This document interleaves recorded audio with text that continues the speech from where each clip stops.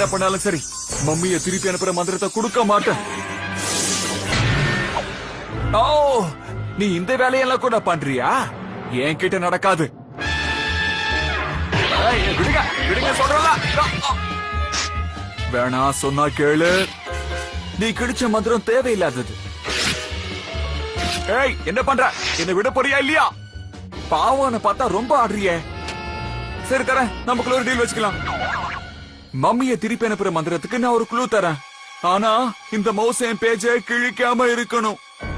என்ன ஓகேவா? 2 க்ளூ வேணுமா?